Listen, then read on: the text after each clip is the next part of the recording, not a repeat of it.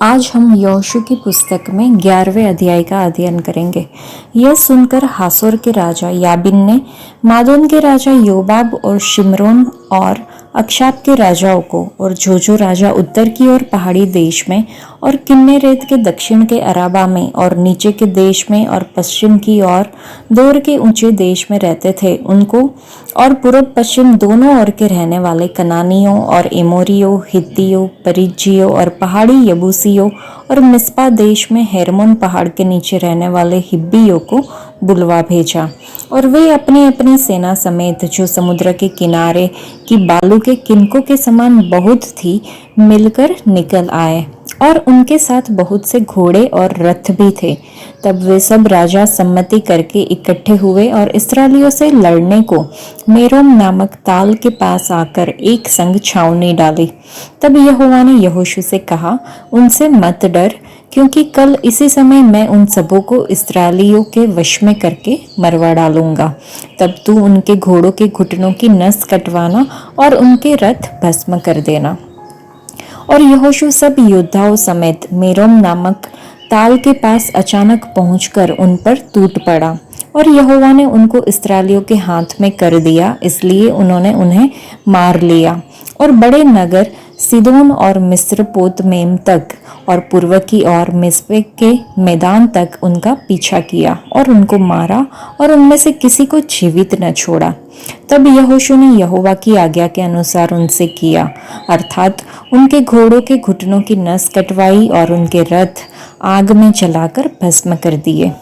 उस समय यहोशू ने घूमकर हासोर को, जो पहले उन सब राज्यों में मुख्य था, ले लिया और उसके राजा को तलवार से मार डाला और जितने प्राणी उसमें थे उन सबों को उन्होंने तलवार से मारकर नष्ट किया और किसी प्राणी को जीवित न छोड़ा। और हासोर को यहोशू ने आग लगाकर फुकवा दिया और उन सब नगरों को उनके सब राजाओं समेत यहोशू ने ले लिया और यहोवा के दास मूसा की आज्ञा के अनुसार उनको तलवार से घात करके सत्यानाश किया।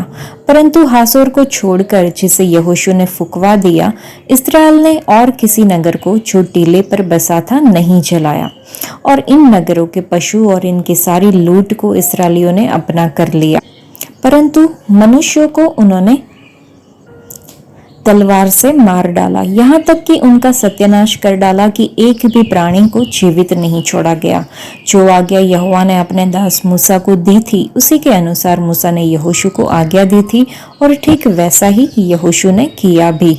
जो आज्ञा यहोवा ने मूसा को दी थी उनमें से यहोशू ने कोई भी पूरी किए बिना न छोड़ी।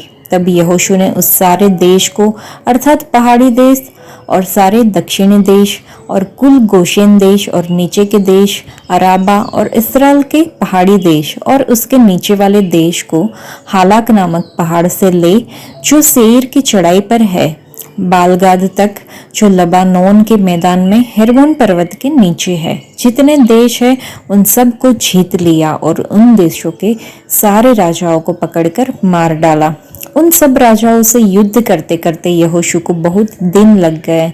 गिबोन के निवासी हिब्बियों को छोड़ और किसी नगर के लोगों ने इस्राएलियों से मेल न किया और सब नगरों को उन्होंने लड़ लड़ कर जीत लिया, क्योंकि यहोवा की जो मनसा थी कि अपनी उस आज्ञा के अनुसार जो उसने मूसा को दी थी उन पर कुछ भी दया न करे वरन सत्यानाश कर डाले। इस कारण उसने उनके मन ऐसे कठोर कर दिए कि उन्होंने इस्राएलियों का सामना करके उनसे युद्ध किया। उस समय यहोशू ने पहाड़ी देश में आकर हेब्रोन, दबीर, अनाब वरन यहूदा और इस्राएल दोनों के सारे पहाड़ी देश में रहने वाले अनाकियों को नष्ट किया। यहोशू ने नगरों समेत उनका सत्यानाश कर डाला। इस्राएलियों के देश में कोई अनाकी न रह गया, केवल अज्जा, गत और अशदोद में कोई कोई रह गए। जैसा यहोवा ने मूसा से कहा था वैसा ही यहोशू ने वह सारा देश ले लिया और उसे इस्राएल के गोत्रों और कुलों के अनुसार बांट करके उन्हें दे दिया और देश को लड़ाई से शांति मिली।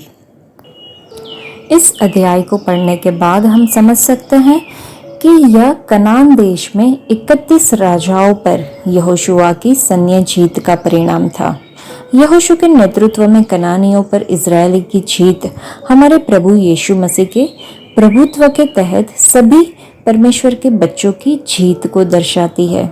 आज हमारे शत्रु हमारी शारीरिक लोग हैं जो हमारी आत्माओं के विरुद्ध युद्ध करते हैं, और इसलिए हमें अपनी आत्माओं के लिए आराम की आवश्यकता है।